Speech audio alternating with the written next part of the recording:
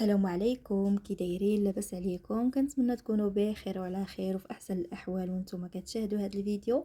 ومرحبا بكم في قناه ياسمين كيتشن في وصفه وفيديو جديد.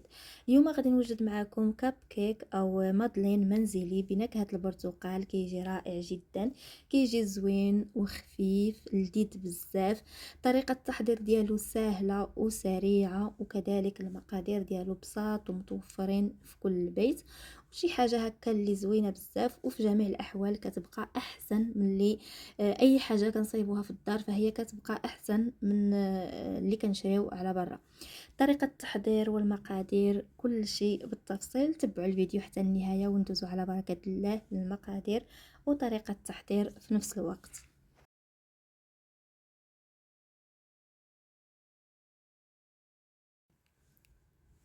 غادي نحتاجو في المقادير 2 بيضات يكونوا بحراره المطبخ.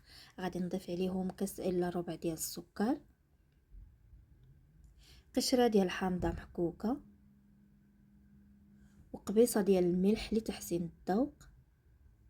وغادي نخلط هاد المكونات مزيان بالطراب اليدوي. كيف ما تقدروا تستعملوا الطراب الكهربائي، المهم كنطربوا هاد المكونات مزيان مع بعضياتهم حتى كيتضاعف لينا الحجم ديال الخليط. من بعد كنزيدوا كاس الا ربع ديال الزيت.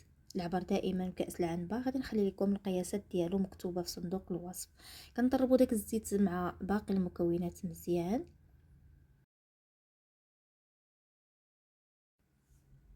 من بعد كنضيفوا كأس ديال عصير البرتقال اللي تقدروا تعوضوه بكأس ديال الحليب، او كديروا علبه ديال اليوغورت بنكهه الفانيلا. كما شفتوا هنايا ضفت داك الكاس ديال العصير، وغادي نخلطو هكا شويه مع باقي المكونات. وغادي نبدا كنضيف في الدقيق. غادي نضيف 2 كيسان يكونوا عامرين، والدقيق بطبيعه الحال راه سبق لي وغربلته، ضروري كنغربلوه. وغادي نضيف 2 خمارات من فئه 8 غرام ما يعادل 16 غرام.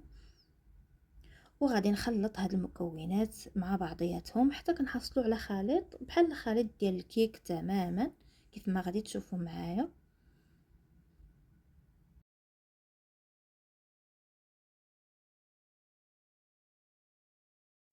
القوام ديال الخليط كيكون على هاد الشكل هذا، كيف ما كتشوفوا فهو كيكون هكا يعني خفيف شويه، ما كيكونش ثقيل، باش هكا ما كيجيوناش لي كاب كيك ديالنا ثقالين ومدقسين، كيجيو هكا مهويين وخفافين من داخل.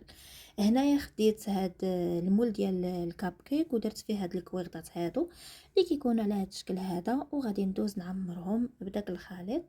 هنايا تعمدت نستعمل معلقه باش يكون العبار واضح، فانا في كل وحيده كندير هكا معلقه كبيره عامره ونص. صافي هكا باش يعني كنحاولوا اننا ما نعمروش داك، يعني ما نكثروش الخليط بزاف داك الكويغطاس، باش هكا كنخليو ليهم واحد المساحه فين يتنفخوا على خاطرهم كيجونا هكا مقادين وزوينين. كيف ما شفتوا كنستمر هكا على نفس الطريقه، كندير معلقه ونص في كل وحيده حتى كنعمر هاد الكويغطات كاملين.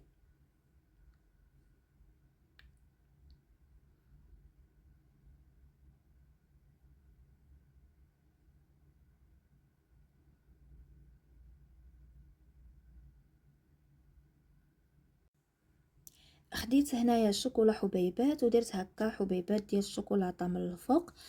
كيعطيو هكا واحد المنظر زوين بزاف لهاد لي كاب كيك. كيف ما تقدروا يعني ما يعني تدخلوهم هكا يطيبوا عادي حتى تخرجوهم من الفران، وكدهنوهم هكا بشويه ديال المربى او العسل، وكدردروا عليهم الكوك او اللوز افيلي او كاوكاو كونكاسي. دائما التزيين كيبقى اختياري.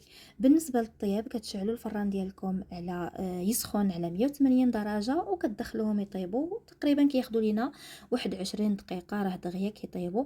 كيبانوا لينا هكا تنفخوا والجناب ديالهم بداو كيحمروا، كنطلعوهم الفوق نشعلوا عليهم الفوق يتحمروا وكنخرجوهم.